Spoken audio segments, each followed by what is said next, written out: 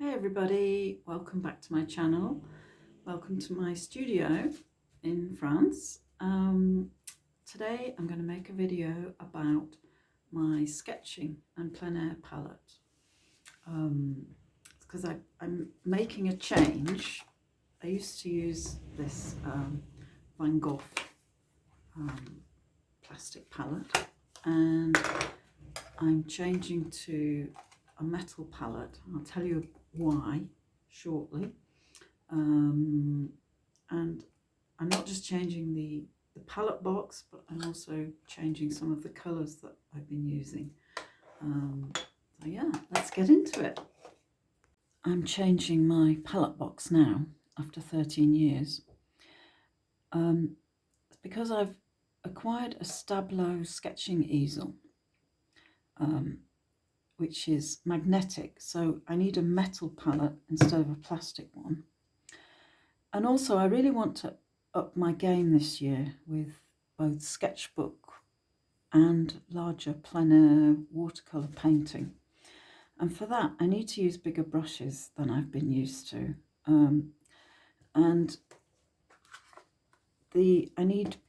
If I'm going to use bigger brushes, I need bigger mixing wells. I mean, this is fine with a number 8 round, which is what I generally use in an A5 sketchbook, and that's fine. But I do find that it's hard to mix enough wash in these wells, and certainly with a bigger brush, you know, if I wanted to use this brush, for example, which is a number 16, it's just too big.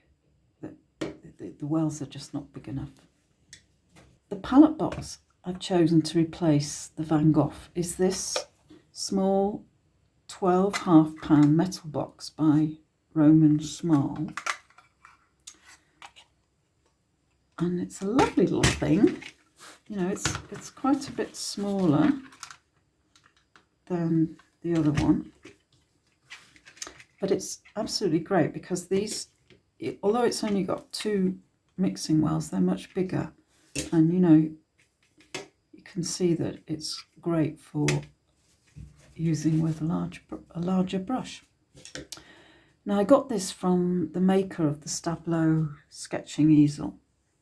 I love the compact size, and it means I can still have 12 colours, but I've got these larger mixing wells. And of course it's metal, so it's designed to stay on the magnetic easel. Now I am going to make a video showing you the Stablo easel set up out in the field. I can tell you already it's absolutely fantastic. I've used it once, and I can't wait to make a video about that too.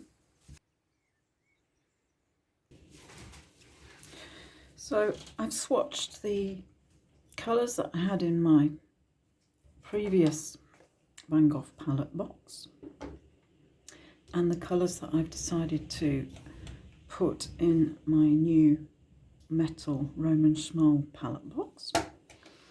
So the ones I'm replacing, the crosses, so I'm taking out Winsor & Newton Permanent Rose, replacing it with Daniel Smith Permanent Alizarin Crimson,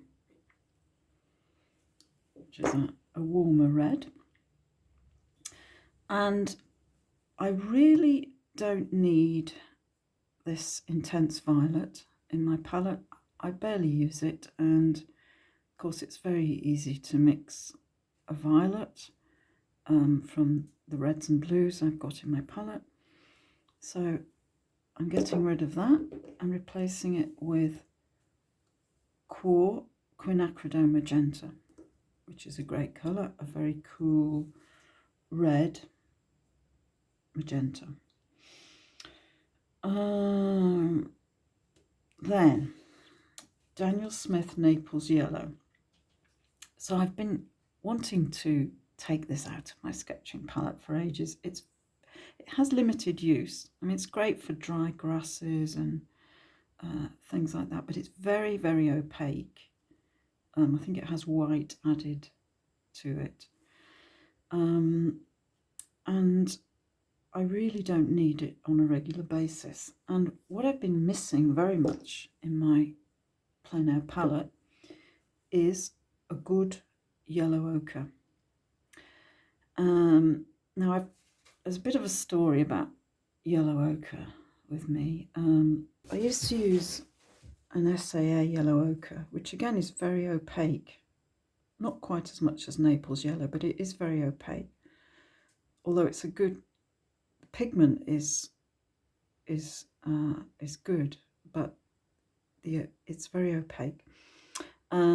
So in a bid to find the perfect yellow ochre, I then bought Daniel Smith yellow ochre, but I actually found that it was really too brown and never gave me the right greens. Yeah, it just wasn't very useful in mixing greens, and I think it's more like a raw umber, really. So anyway, I finally found Winsor & Newton yellow ochre, which was recommended by Sherry Blaukopf, whose opinion I have great confidence in. So I'm very pleased to have a good yellow ochre back in my sketching palette. Now I used to have SAA raw umber. I don't have any of that left, so hence the gap. Now, I made a video all about raw umber, which has turned out to be my most watched video with nearly 8,000 views. So if you want to hear more about that, check out my raw umber video. The best raw umber, as far as I'm concerned, is Winsor & Newton. So I bought myself a small tube of that, and I'm putting that in my sketching palette. Right, the final one I'm changing is my Cerulean blue. This is another colour I had a bit of trouble finding the right Cerulean blue. This is my second tube of Cerulean Blue Chromium by Daniel Smith. I mean, it's a beautiful colour, but I've not been too keen on the texture for skies. It's quite difficult to get a smooth wash for skies. It's highly pigmented and it has a certain texture to it. So I've decided to replace that with another colour recommended by Sherry Blaukopf, and that's the Winsor & Newton Cerulean Blue Red shade. And I've already tried that in skies and I really like it, so I'm very happy about that. Great, so there we have it.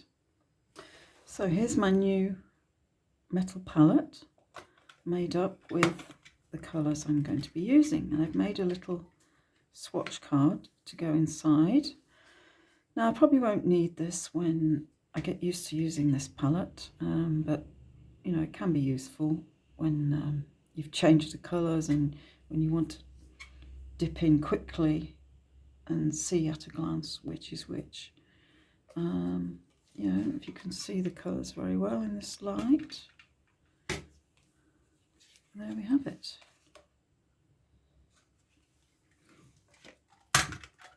So what about my old Van Gogh palette? Well, I'm not discarding it. I've decided to set it up with a secondary palette of colours that can be useful, but which I certainly don't need all the time. I'm just going to, as you can, just keep it in my bag and whip it out whenever I need these colours. So here's the little swatch card I've made of my secondary palette. In this palette, it's really quite hard to differentiate between the darker pigments because they all look the same in certain lights. So the swatch card is really necessary in this case. So here we've got sepia, Naples yellow, buff titanium, oxide of chromium, perylene green, indanthrone blue, Cobalt Teal Blue, Quinacridone Purple, Payne's Grey, Tundra Rose, which is one of the Schminker super granulating colours, Permanent Rose, and Pyrrole Scarlet, which is the Daniel Smith. You know, if you've got a red post box or a very bright red geranium, yeah, that can be useful, but I barely use it. So there we go. It remains to be seen how much I use this secondary palette. Maybe not much at all, but I didn't want to discard this palette because, you know, it's amazing really, after 13 years of constant use, and it's made of plastic, but it hasn't broken, or it's really quite an amazing product. There we have it. Thanks for watching. I'm going to put all the references of the pigments and the two palette boxes down below in the notes. I'd love to hear from you if you have any comments, and look out for my next video, which will be about the Stablo sketching easel. Au revoir, bye for now.